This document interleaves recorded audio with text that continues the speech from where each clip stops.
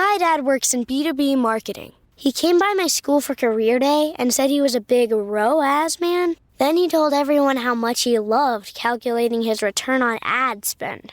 My friends still laugh at me to this day. Not everyone gets B2B, but with LinkedIn, you'll be able to reach people who do. Get a $100 credit on your next ad campaign. Go to linkedin.com/results to claim your credit. That's linkedin.com/results. Terms and conditions apply. LinkedIn, the place to be, to be.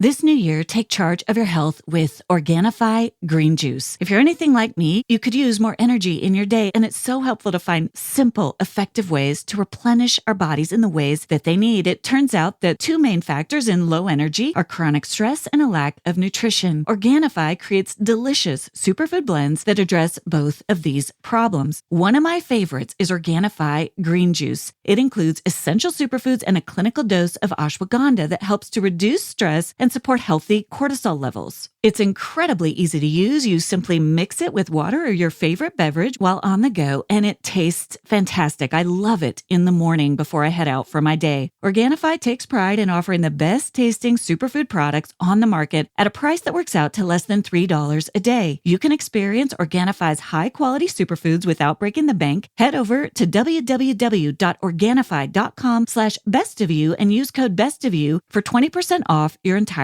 order. That's ORGANIFI.com/bestofyou.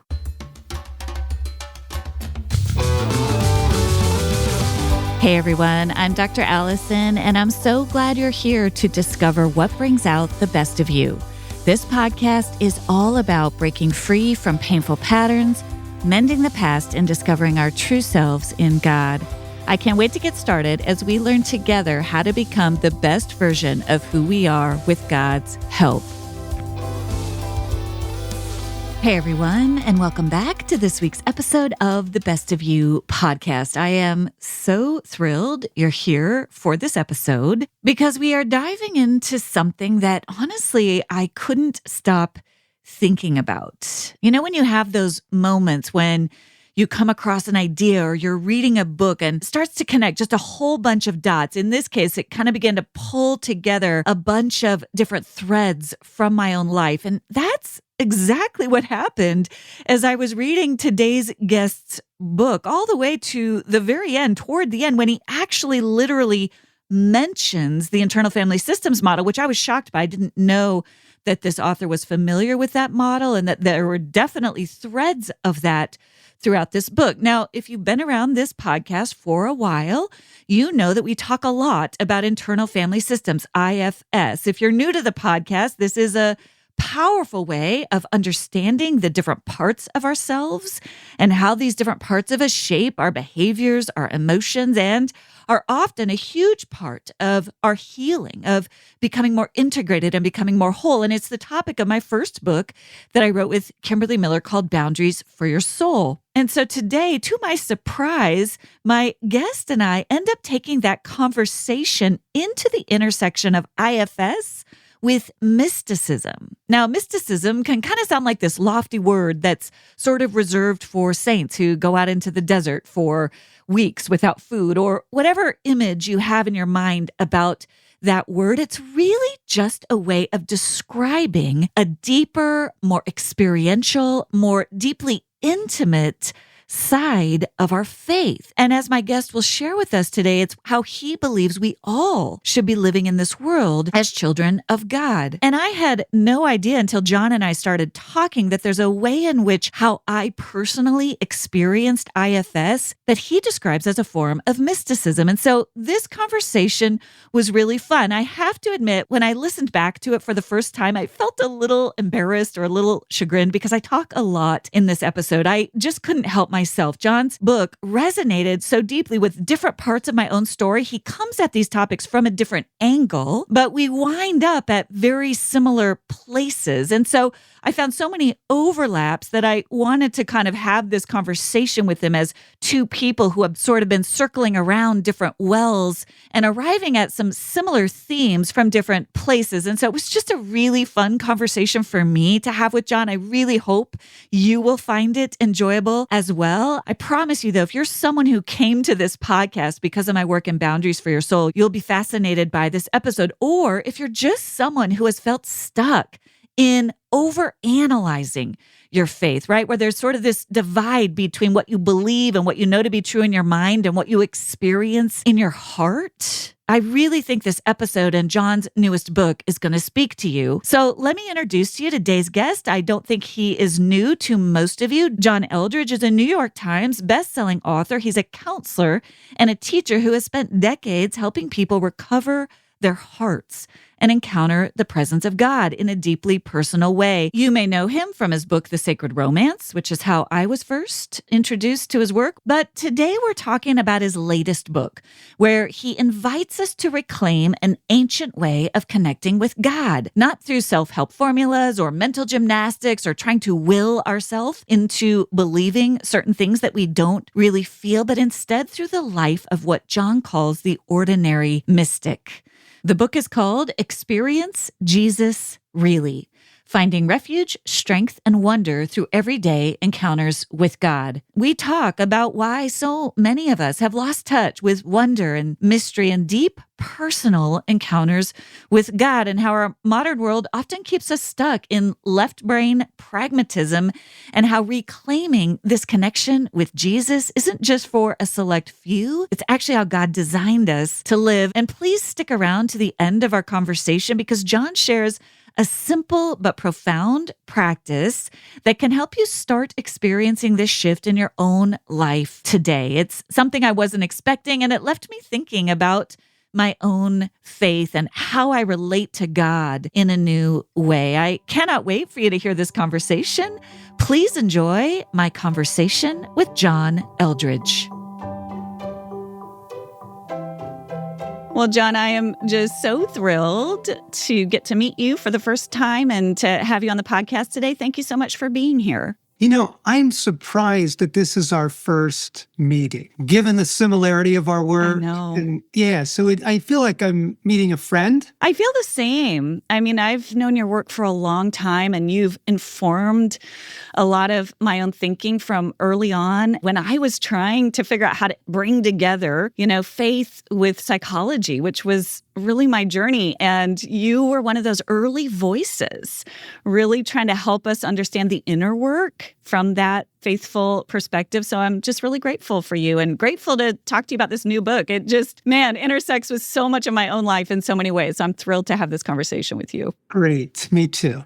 The focus of the new book, John, is on this, what you call ordinary mysticism. And I was laughing as we're getting ready to record because most of my favorite saints are right behind us, which is not, that is the way it normally is. I didn't plan that. Yeah. So you are just really bringing to life some of these beautiful thinkers from the past. I want to tell the listener there's some really neat intersections with what John's doing in this book and with Part's work with IFS, which we talk a lot about on the podcast. We're going to get to that. But before we get there, I would love for you to talk about how in this book, you're really tackling, you call it this discipleship we have to the internet, to pragmatism, the self-help gospel. And the antidote to it is so surprising. You really had me in those first pages. You kind of lay out the problem and you're like, here's my surprising offering to you. Tell me a little bit about what you're trying to do with the book. So if I were to tell you, I'm going to get your reaction to a couple things. Alison, if I were to tell you, hey, prayer is really important,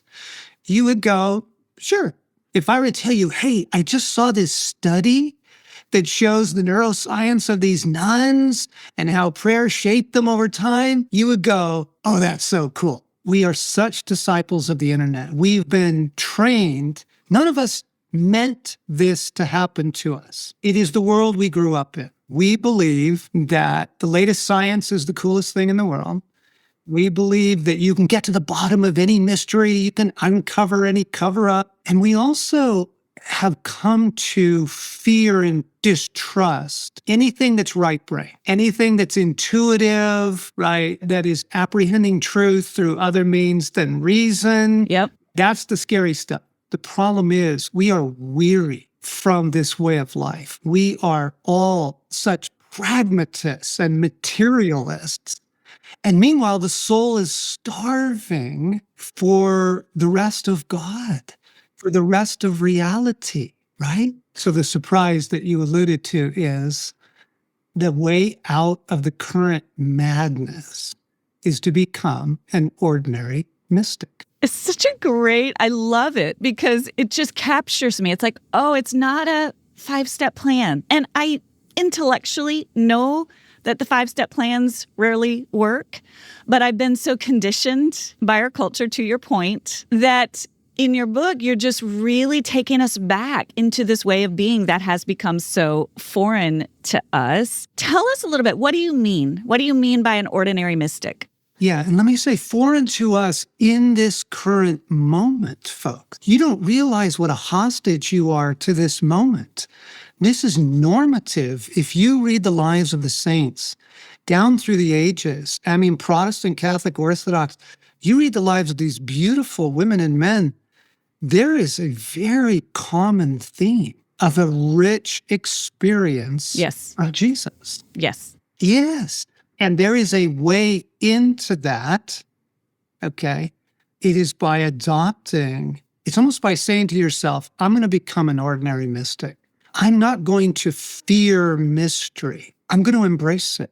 I'm not going to insist that God answer me like the internet does in 0.003 seconds. I mean, our soul has been so conditioned to immediate responses, right? To make God practical, give me the 3 steps, show me how it works. I'm going to say, you know what? I'm going to go right brain. I'm going to adopt an openness to experiencing God apart from the pragmatic and see what happens. Okay, so I love this. So you talk about this in the book. This is a problem not only in sort of the scientific, rational world, but it's infiltrated the church world where we get our 5 steps or whatever, our pat answers. So I've experienced it in both. But my experience, when you talk about that left brain, when I started my doctoral work at the University of Denver, so we're neighbors, it was in counseling psychology, APA. We're studying statistics. We're studying ANOVA, MANOVA. We're doing design studies. And I didn't mind it. The left brain part of me was like, this is interesting. But I was like, how is this going to help me heal humans? The gap. Right? The gap in that educational process. And so I switched my degree, which was in some ways, kind of made it harder for me to practice because I switched to a joint degree in psychology and religious studies because I wanted to study. This is where I, began to get more into what you're describing, this kind of existential, less utilitarian, less quantifiable understanding of God and of myself. But that was, that wasn't considered. That kind of took me out of the realm of psychology. And I entered the field of psychology, John, because I loved the human soul, the psyche. I wanted to understand the psyche, the beauty of the God-made soul. And I couldn't figure out how to find that in an institution of higher learning. Now, I think it's changed a little bit. And this is where I became to really love IFS because I was introduced to that later. But I'm curious. So it's in our training, it's in our institutions. But tell me how you also see it in some of our church culture. Oh, it's baked into church life for most people now. You take the average marriage conference in churches, and they are trying so hard to make it quick. Don't ask people for a lot of time. So we're just going to do it on Saturday morning. You can make it, and we try and make it practical. If it's not practical, we can't get people to attend. So we're going to give you the tools, right? That's the language, to a better marriage. And it ends up missing all of the romance, all of the intuitive, all of the nonverbal of an actual happy marriage, right? We're trying to fix it like you're fixing your car, but we are utterly enchanted with the latest science, the left brain, the practical. And you were talking about healing souls because the soul is healed through union with Christ. And if we are not leading people in their particular trauma into union with Christ, we can't heal their souls. It's experiential, that encounter. Yep, encounters. That's right. With Christ. Because you and I have had clients who could tell you all about their eating disorder. All their diagnoses. Yes, they've got all the language, the latest, jargon, and they're no better. There's these little epiphanies, folks. And one of them is understanding does not equal restoration. Clarity does not equal healing.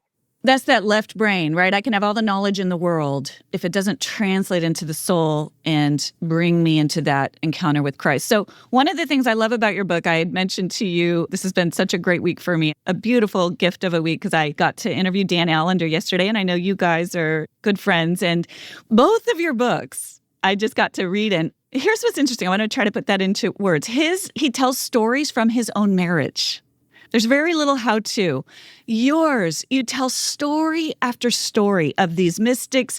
You tell stories of how it shows up in our ordinary lives, in nature, through the thrill of adventure. And I feel it in my being. You definitely give us practical ways to approach this for sure, but I feel it. I want it. So even in your writing, you're doing what it is that you're trying to teach us. You're showing us this is a different way. And I really loved that. Yeah. You know what this is like, Alison? This is like the number of studies, and here I go. I have to do the studies, right? It's the lingua franca of highly urbanized children who literally don't know what a duck is or a turtle. And the level of deprivation is so profound of an experience of nature that they were created for. So we're not talking about optional things here. I'm not saying, well, this is kind of for some people, but not for others. Like, God created a world in which everything has its habitat. So penguins want cold, icy water, and hummingbirds love colorful gardens. The human soul is literally meant to live within the habitat of God, to dwell within the refuge of the Most High, but also to be saturated with the presence of God. Most people are like a child who've never heard of a turtle. What's that? That's how low our baseline has fallen. This was normative. Wow. Yeah, I see what you're saying. It's like we're fish made for water and we don't even know what water is. Exactly. Right. And so rather than telling you about water. Yeah, that's right. I take you there and right. throw you in it. Yes. And it is a little, I noticed, I've gotten used to, it's like, wait, what is happening here? This is a different experience. Yeah, it's a different experience. It's beautiful. Yeah. Yeah. And it's not that science is bad. I want to put that out here. I mean, gosh, it can be so helpful. Just like you said, to cite a study or to understand. That's a part of the whole, but it is not the whole. It is a part of it. It's not the end. Yes, the mind is a beautiful instrument, but it was actually never meant to be the center of our life. The heart has always meant to be the center of your life. That's why God put it in the center of your body. The heart is the new tabernacle. The heart is the dwelling place of God. And so to live purely in the mind, or mostly for the mind, or mostly only trust the mind, you are depriving your heart of oxygen, the lovely presence of God that human beings need to live and flourish by. I love this. So you're painting a picture, right? Just like we've got to find our way back. And I'm going to ask the question, the million-dollar question, how do we do it? I mean, it starts with recognizing this longing in our hearts. You talk in the book a lot about children and how children inherently understand this way. What do we have to learn from children, and how do we reclaim that? Well, I'm going to say something that might need some unpacking. Friends, you are using your resistance to mystery. You are using your fear of encounter. You are using your insistence on the pragmatic as self-defense, and it's not working. You just have to come to a place where you go, yeah, this, because what was the invitation? Unless you become like a little child, you won't enter the kingdom of God. He's saying, look, all of that cynicism that you learn by adulthood, the instinctive mistrust and the default pragmatism, he says, you got to let all that go. And you're using it right now, we all do, as self-protection. You're going to have to lay that down and open the heart up to belief again and to wonder. And what Jesus is saying is, you can do it. You can do it. It's okay. You can do this. It's actually possible.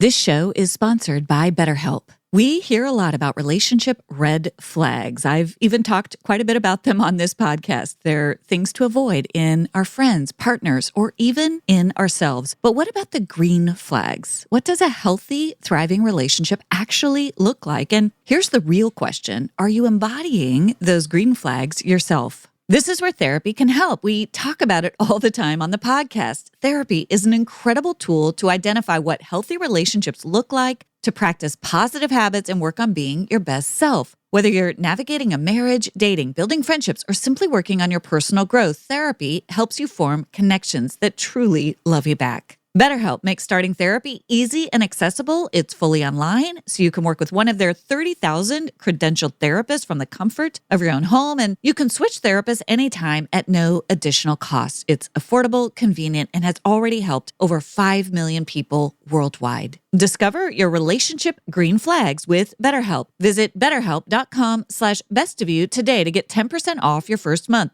That's BetterHelp, HELP.com/bestofyou.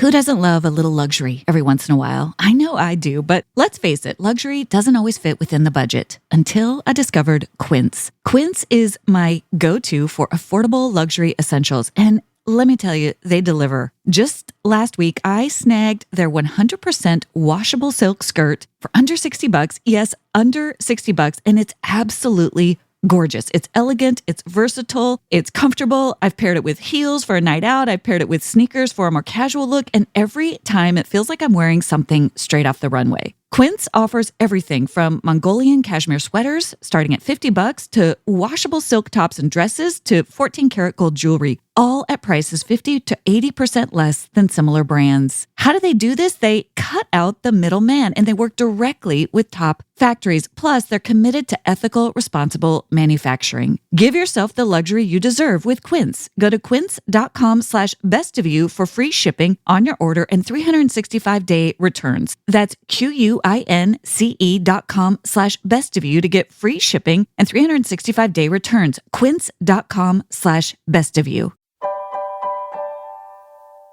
Okay, everything you're saying is setting off all these bells in my own mind.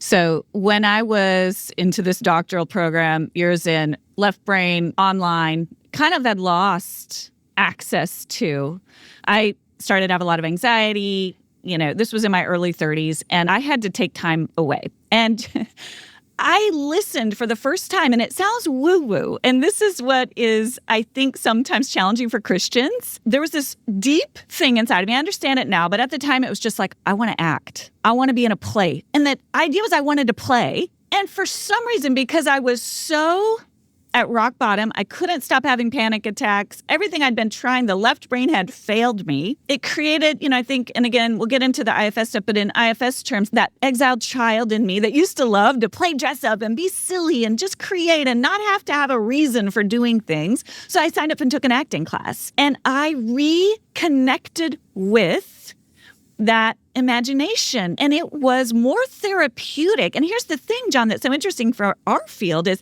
at the time I went to a therapist, but the therapist, and not all therapists do this, kept me in my left brain with this cognitive behavior. It was all the rage back then, right? It didn't help me. I was like, I can tell you all the rational things.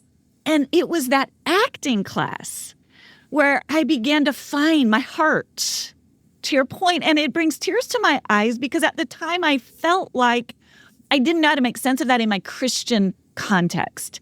I knew it was okay before God, yes, but I didn't know how to talk about that either in my academic community or in my Christian context. I just knew it was what I needed. Yeah. Isn't that beautiful? The soul will find a way. Yes. That's what's so lovely. Listen to your soul, folks. It will tell you a lot about how you're doing and what you need. Like, give your heart a voice. Yeah, that's beautiful. That's a big, big piece of it. I think we want to add to the conversation. God has been healing human souls for thousands of years before any of the latest science, right? Now, we're discovering many beautiful things. I'm super grateful for science. My goodness, I look stuff up I'm like any other person. I use Google, but God has been healing human souls for thousands of years, and he's really good at it. And there is a simplicity to the life of the ordinary mystic that will bring you the healing that you're seeking. There is a life that is available, and it's not, okay, take on more activity. John Eldredge has a new program for you, right? God help us. We've all tried it. Instead, it is a different way, right, of apprehending God that the saints knew down through the ages. How have you come to inhabit this life of the ordinary mystic? What are some key moments where you began to really realize, oh, this is the way? The primary place has been healing human souls, because we began to encounter things that were outside our training. For example, spiritual darkness, the presence of evil in people who were not, former occult members or that sort of thing. You go, wait a second, there is an unseen realm that is thwarting this dear soul's recovery. We need to learn about that. And that would be one thing. Another is just this very, very simple, beautiful practice of learning to hear the voice of God. And I find it fascinating that Dallas Willard, who many of us respect and have learned so much from, absolutely brilliant guy, maybe the smartest man of the 20th century. He wrote many, many books. His very first book, here's what he chose to start with. He said, if I'm going to write one book, he wrote a book on hearing the voice of God, because he thought it was so essential to human navigating your life, navigating a very complex world. So as we began those two things, cultivating listening, and oftentimes this would be in work with people, and Jesus would gently say, ask them about the parakeet. And I'd be like, no way, man, that's like woo-woo. That is crazy stuff. He's like, just trust me. And I'd say, okay, tell me about the parakeet. And they're bawling, and it was 4 years old, and the death of the parakeet that their dad raged at. And boom, we were at something that would have taken us a year to find, right? It was learning to hear the voice of Jesus. Interesting. And then it was dealing with the unseen realm. And then I would add the third thing, and this will get us right into the part stuff. We also began to encounter young places. I love how you call it that. I thought that was a really beautiful phrasing. Young places within people, and going, wait a second, they don't need left brain cognitive therapy. Yes. They need reintegration. And as we would invite Jesus into that, some of the most extraordinary experiences began to take place that were just breathtaking, absolutely breathtaking, that we just went, hang on a second. The human soul is a lovely, lovely thing, and God is really great at healing it. Why don't we get him more involved in this process here? Yes. So this is where our work dovetails. So when Kim and I, my co-author, when we were writing Boundaries for Your Soul, we wanted to honor the IFS model, the idea of parts, but we made two key changes to Dick's model. Dick Schwartz, he did bless us. He did sign off on it, which we're grateful for, but he talks about the self as being the agent of healing. We call it the spirit-led self. It's the place inside where the Holy Spirit, John 14, comes to live, right? That is where we connect with the power of God inside our souls, number one. That the parts are connecting with that spirit-led place, to your point. And then we added a step. And the step is, you're not just focusing on the parts and learning about the parts, you're inviting Jesus. We added that third step, invite Jesus to be near the part and see what happens. Yep. It's just to what you were saying in your book. It's like fascinating what happens when we find those young places, to use your words, and then we introduce, and it's just beyond what our left brain, what our best skills, could come up with. So I really just loved that. And that was what was transformational to me. It brought me back into that inner, I never thought about it as mystic, that you talk about. I thought this was fascinating. I think you say in the book that children are sort of little mystics. They are. Stace, my wife, took two of our grandchildren to Peter Pan this weekend. And there's the part at which Tinkerbell is dying. And you need to clap, everybody, you need to clap to bring Tinkerbell back to life. So our 4-year-old grandson, with all his heart, is absolutely just clapping and clapping and clapping and clapping, so cute. because he is not going to let Tinkerbell die on his watch, you know? The capacity to believe, the capacity to trust the unseen, the capacity to enjoy something you don't need to understand. You can actually enjoy things, folks, that you don't fully understand. This is how you love any person in your life, by the way. You can enjoy them without figuring out why they're so quirky, you know? So the children, they don't have the cynicism yet. They don't have the suspicion, the prove it to me attitude. There's an openness to belief and to wonder. So yeah, inviting Jesus in. For example, like St. John of the Cross, you know, as he writes some of his poetry about the intimacy of the soul with Christ, it sounds like parts work. Oh, wow. Yeah. And this is, 500 years ago, Yeah. right? Yes. You read the saints and you go, oh, they were coming in through the doorway of intimacy with God. And in that intimacy, they found the healing of their souls. That's Isaiah 61. That's, Revelation 3. I stand at the door and knock. If you let me in. Yeah. It's David. I've learned to wean my soul like a child. Yes. Within me. Yeah. Yes. Right. Well, he says, have mercy on me, Lord, and deliver me, for my heart is wounded within me. He's inviting what the old saints called it, consolation of God into his wounded soul. And it heals. And then the more that we pay attention, you can experience Jesus showing up in a playful way on some days and in a very serious way on other days, right? Sometimes he will show you something. And for me, this has been going on, Alison, the last couple of weeks. It's been going on about 4 a.m. He's been waking me up, and I call it before the internal editor is on. And your heart is just more open. And he's been putting his finger on things. John, that fear, we need to go there together. Let's walk into this part of your soul together. And I've been having these exquisite healing of my soul lying there in the dark at 4 a.m. Well, that's just the life of the ordinary mystic. I don't fully have to explain it. I don't have to justify it. I can tell you it's 100% real.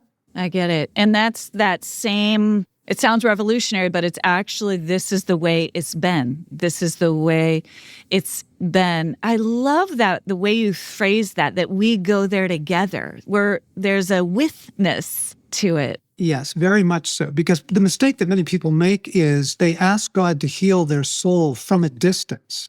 And that doesn't work.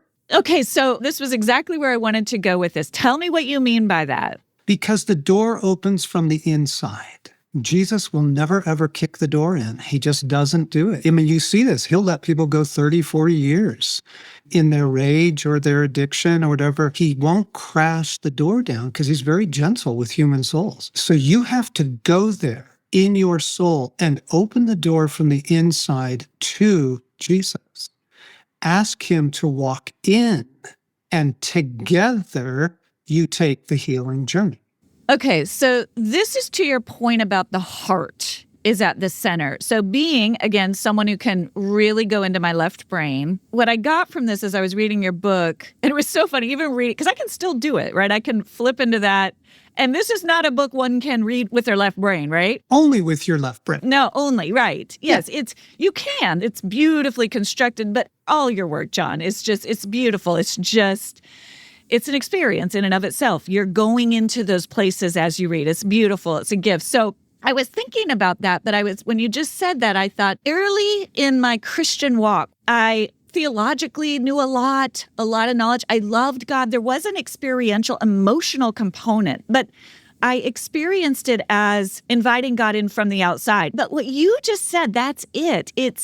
We actually have to go into the broken place itself, which means we have to feel it. Yes. Which means we have to go into the fear, into the pain, into the wound, into the brokenness, and invite Jesus in from the inside. That's powerful. Yes, and stay present to him while he does the healing work, because then he will usually begin asking us questions.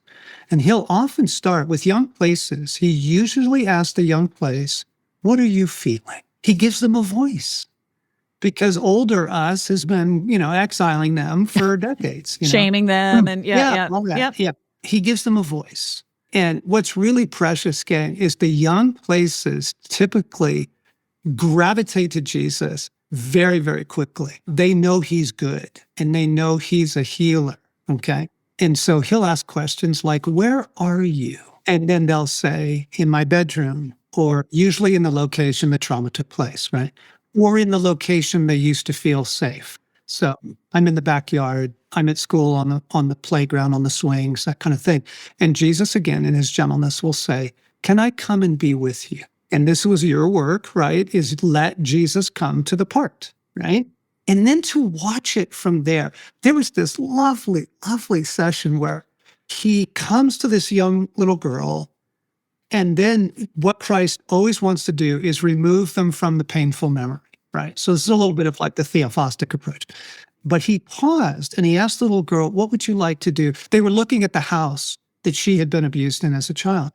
And it was very much like that scene from Forrest Gump, but this is a little girl. And Jesus says, what would you like to do? And she said to him, I want to burn it down. And Jesus said, me too. I love it. They torched the house. Yes. And it was a kind of validation of her feelings and also a resolution. That house is ashes now. We're not going back there anymore.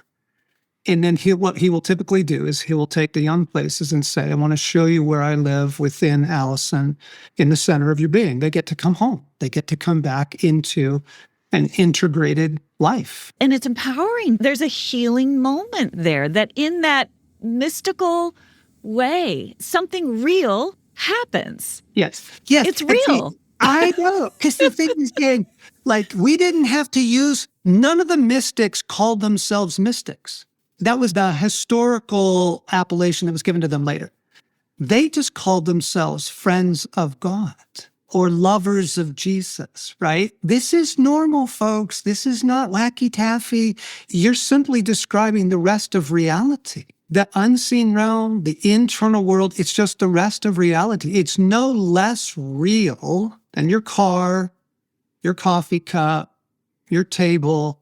The things we're describing right now are utterly real. It's funny because there's a part of me, when we talk about this, that's always tempted to go to Besser Van der Kolk or some of the science, again, because these are stored memories. So there is something happening in the body. There isn't a divide, between science and spiritual. They work all integrated. I love how you use that word integrated, that Jesus is the integrating center of it all. Of it all, of the universe. All of it. 100%. So he led you to the acting class, knowing that that's what your soul needed to come back out of hiding. Starting the new year with health goals is common, but sticking to them, that's the hard part, right? And that's where getting a little expert support can make all the difference. I'm a big fan of expert support, especially in areas where I don't know very much. And that's why I'm so excited to tell you about Faye. Faye is a groundbreaking platform that connects you directly with your own personal registered dietitian. Faye makes expert nutrition guidance both accessible and affordable. And because they accept over 700 insurance plans, getting started could cost you absolutely nothing out of pocket. With Faye, it's not about temporary diets, but developing a lasting, healthy relationship with food. That is so important to me. And Faye's dietitians work one-on-one to tailor a nutrition plan just for you, focusing on your unique needs and health goals. Signing up is simple, and whether you prefer virtual or in-person sessions, Faye fits into your lifestyle seamlessly. They're dedicated to providing personalized care that makes a real difference. And now, achieve lasting results with the help of a registered dietitian through Faye. Listeners of The Best of You can qualify to see a registered dietitian for as little as $0 by visiting faynutrition.com/bestofyou. That's Faye, F-A-Y, nutrition.com/bestofyou. One last time, that's faynutrition.com/bestofyou. And make sure you use our URL so they know I sent you. Love, exciting and new. Hello, Hannah Waddingham here. Have you seen the fabulous new Sun Princess? World-class entertainment, exceptional dining, and the greatest pizza ever. It's a love. Don't miss our Come Aboard sale with up to 40% off and free room upgrades. Visit princess.com or call your travel advisor to book. Princess Cruises. Terms and restrictions apply. Offer ends 2/28/25. Ships of Bermudan and British Registry. You have this quote that really, I think, is important, especially for folks who have experienced trauma or who are, without any shame, and I count myself among, it's hard in this culture, are doing a lot of numbing, doing a lot of distracting, doing a lot of avoiding. You say this, you write this. Being safe and feeling safe are not the same thing. And this difference can really shake the human soul. Then you write, as C.S. Lewis wrote, perfect love casts out fear. I love this, but so do several other things. Ignorance, alcohol, passion, presumption, and stupidity, right? Like we can create a pseudo safety that feels more safe. And in fact, I wonder, John, if what you think about this, sometimes this safety of torching the house with Jesus, right, can feel initially scary or like, what is this? Or I don't know what this is. This isn't, I'm used to kind of this little fortress that I've created over here. Do you bump into that with folks? And all the time. Yeah. The Old Testament prophet spoke to this all the time. He says, look, you're going to build for yourselves broken cisterns. You're going to run to Egypt for safety. You're going to run to Babylon for safety. It won't work. The hound of heaven will come after you. And in his love, he will allow your false securities to fail. He will. So that you realize there is only one refuge. There's only one safe place in the universe. And that is in the God who loves you. And literally in his presence, Psalm 91, the shelter of the Most High. And it, again, you really walk us through this in the book. It's a practice of inviting him from those broken places that we're trying to heal over here. We can't do it without going into those first. Yeah, that's right. And oftentimes it involves, let's be honest, the good old practice of the saints of repentance. We do have to turn from our other lovers and false comforters and say, this is not working anymore. Forgive me for trying to secure my own rescue. Let's be frank. There is a place for forgiving others that's required. All the old saints will tell you this. You cannot hold resentment in the soul. It will poison you. We have a part to play in allowing Christ to do his healing work with us, right? We really do. And repentance from false securities, forgiveness of those who wounded us, those are, and this is Irving Yalom. This is, this is well known, but what's beautiful, gang, is we are simply recovering our own tradition. Gang, this is deep. And it goes all the way back into Jewish mysticism and the prophets and the writers of the Psalms. They are experiencing God, not just, I've seen you in the sanctuary. David says, I've seen you. I've beheld your glory. And he says, there is no love like your love. There is no life like your life. He is speaking out of an encounter that was life-changing for him. This is normal, everybody, not weird. I love it. This is the everyday work of following Jesus. What would you say, John, to a listener who is listening and wants to experience Jesus in this way, longs to have those moments with God, walking with them into some of their hardest memories or into some of their hardest things, but it feels overwhelming. They don't know where to start. What would you say to the listener? How might you encourage the listener? I would say, get the book and jump to chapter 11. If all you do is read chapter 11, it will bring you such comfort and show you how to do this. I will literally guide you through how to do this. Because you do it. We all need mentors. We all need spiritual mothers and fathers. This is how it works. You are a spiritual mother to your listeners. You are helping them find the way, right? We all need this. And so I could say, oh, just do this right now in 5 seconds, but that doesn't feel quite true. It doesn't feel fair. I would say read chapter 11. Well, and you do. At the end of every chapter, you say, let's pause, let's notice. You speak right to those parts of us, just very gently. Let's take a look. So I would underscore that. I would echo that. And one of the other things I think for those of you who are listening who came to the podcast because you've read Boundaries for Your Soul, you're already primed for this, because one of the things when Kim and I were writing, we were like, this isn't necessarily a therapy. It is a therapeutic modality for sure. It's a spiritual practice. Inviting Jesus into these parts of our souls is a spiritual practice, and you're really laying it out so beautiful. And you do walk people through it very gently in the book. There was one more quote, John. I just loved this, and I wanted to touch on it so the listener could hear. Now I got to find it. You're actually quoting Chesterton, but then you're expanding on it. So G.K. Chesterton wrote, "The ordinary man has always been sane because the ordinary man has always been a mystic. He has permitted the twilight. He has always had one foot in earth and the other in fairyland." You write that Chesterton was a devout Christian. I mean, kind of a British, he wasn't somebody you would think would be talking about fairyland, right?